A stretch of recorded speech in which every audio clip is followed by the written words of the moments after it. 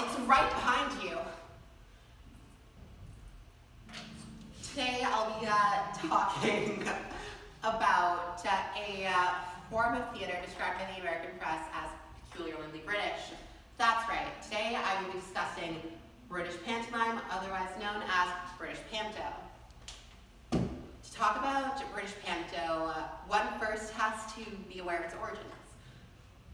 For the most part, British panto is heavily inspired by commedia dell'arte, which, according to Digital Theatre Plus, is a form of 16th century street theatre originating in Renaissance Italy. It is typically performed by peasants for festivals. They adorn themselves with masks, and it often used and relied heavily on stock characters such as the pantalone, or the rich guy, or the innamorati, or lover. The reason I talk about stock characters is because British panto relies on them heavily. And according to Basil Panto, some of these include the dame, which is meant to be a sort of a mean old lady type of character. She's typically not the nicest, but sometimes she will have a kinder side. However, to add insult to injury, she's typically played by a man in drag. And some popular examples of this include the Dame Trot in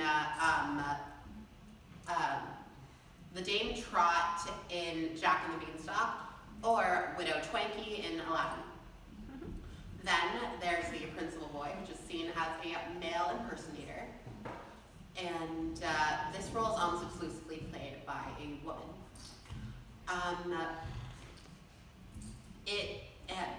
It incorporates short skirts, blouses, fishnets, and similarly now seen as effeminate clothes. However, this differed from 19th century women's clothing, which is when it was coined due to women's hemlines typically falling below the ankle. My final example of stock character is the Principal Girl. She is always played by the most attractive girl in the cast, who's known to sing and have solos, and she's almost always having a happily ever after moment with the Principal Boy. Although one might think that British panto is simply a bunch of grown men in drag playing dames, there's much more to the art of gender bending on stage than just that. As I mentioned, the Principal Boy is a male role played exclusively by a female. One reason this was done is because of the ability of a female actor. Often with the right setup and hair and makeup, a woman can resemble a younger boy, and sometimes sound like one. And you may ask, why not hire a 8 to 10-year-old boy to fill the role? And the reason this simply isn't done is because panto prepping season is from about 3 to 4 weeks long, and it would be very difficult for a young child to learn all their lines and choreography and all that with school and other events occurring in their lives. It's simply a better option to go along with a woman with a bound chest and short hair. The majority of British pantos are based off whimsical sets and whimsical fairy tale-esque stories.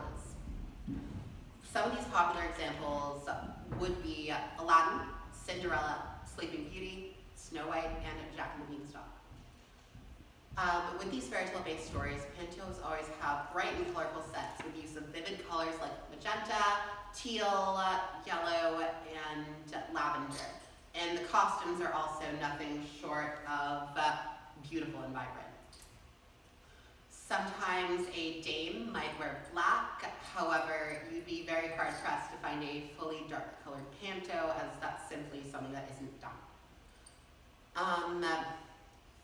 Likewise, the main audience of British Panto is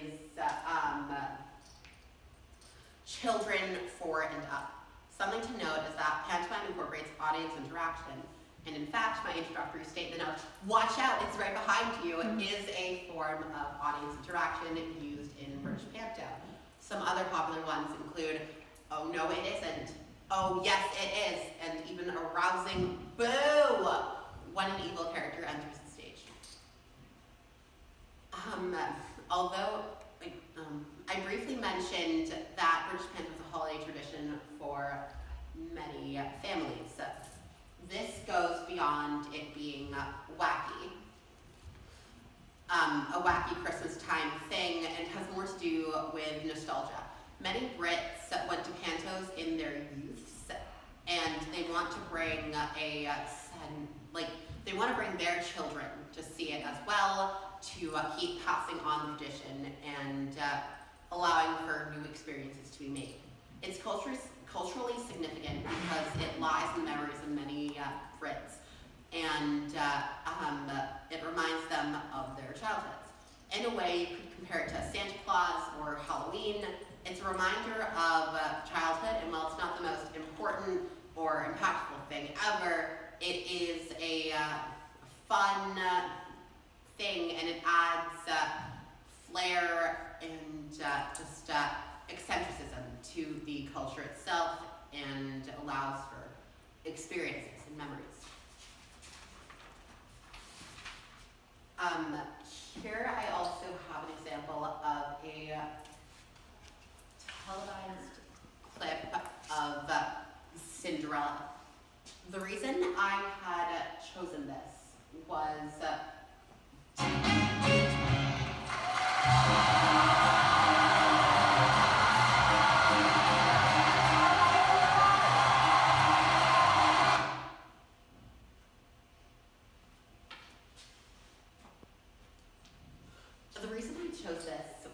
because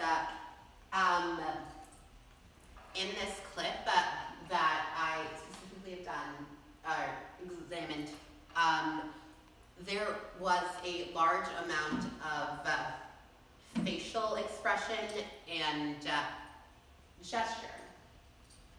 Cinderella herself and the evil witch, which is a Dame character, Cinderella of course being a principal girl, and they are both somewhat expressive, but I wanted to show something of the movements of a character in a panto.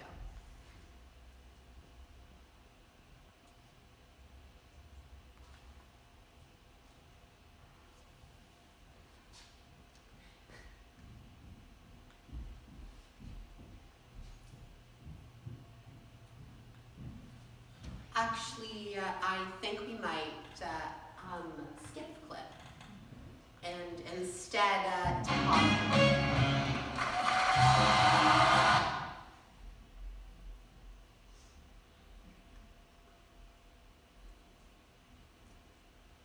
Pretty, but anybody can be pretty. I was pretty once, briefly, from the back. She's popular, and she can hold a tune, and she thinks she can converse with birds. It's ridiculous. And that's it, of course, end our clip. The reason I have chosen this was because of the facial expression that Cinderella made while the dame was speaking to her. She's singing to birds, she's exotic, she's eccentric, and she's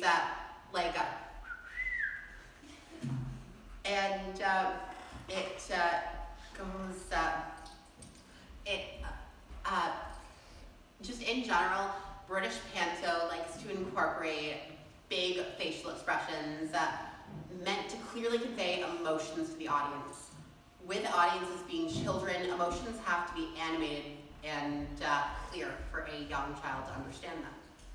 However, this plays along with the humor of panto, because big facial expressions add charm to a scene. Let's say hypothetically an evil witch has entered the castle and she's coming towards you. Oh no, what do?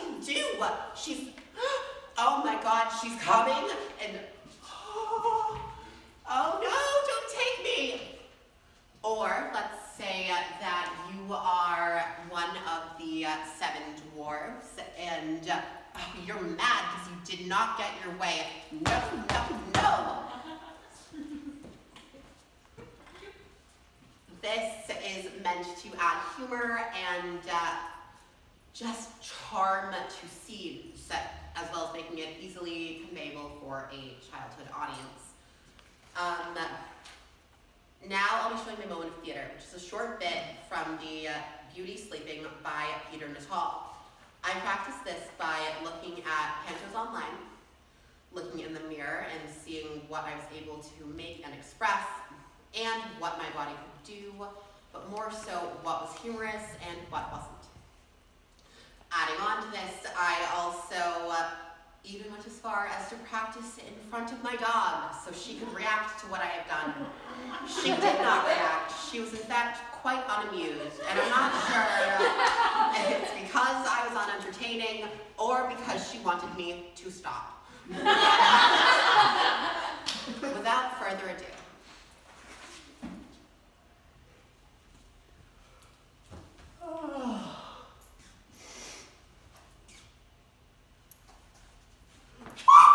what are you lot doing in the parlour? You're not around for tea. Come on, get out, drop me mum. Shoo! Settle, hang on.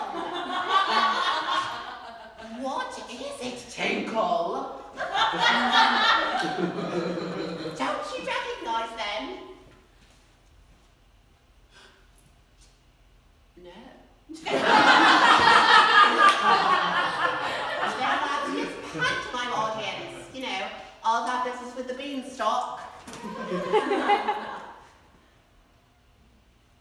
They're here to hear our story. What story?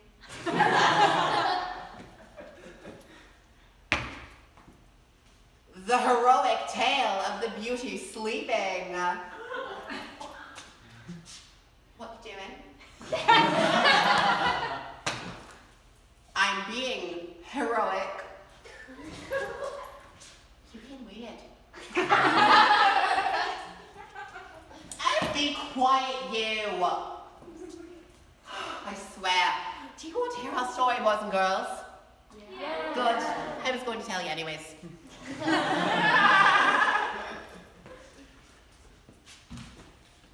In this brief performance, along with attempting to talk in English accent, I tried to use big and literal humorous movements, as well as trying to get facial expressions to draw attention to the actor. Well, I personally like incorporating facial expressions into my daily life. I struggled with deciding what I wanted to use and when I was making the script. I tried to portray the 2 characters using different sides of one another and different voices. Using these factors together has been different from my persona of my acting style.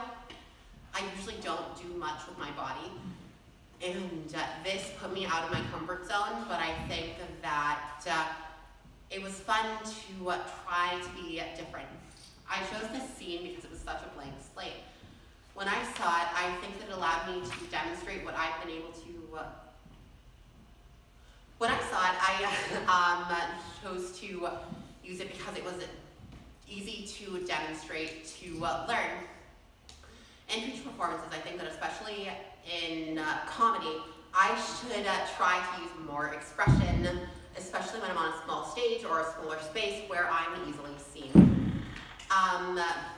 I think that it could add some flair to what I'm doing as long as I can draw forth laughs and execute my expressions well. I also use gesture and movement a fair bit. And with this, I find I can make scenes play out and perceived differently and not be what my theater teacher lovingly refers to as a talking head. I definitely struggle with this, and I think that I can bring much more movement within my acting to the future. For this, I also practice voices. Sometimes characters in British pantos might disguise themselves and use a different voice to be like a different character. And going along with this, I also attempted an English accent to make the show feel slightly more authentic. If I can use experience in my future, I think it will benefit me and bring my acting beyond the scope of what it currently is.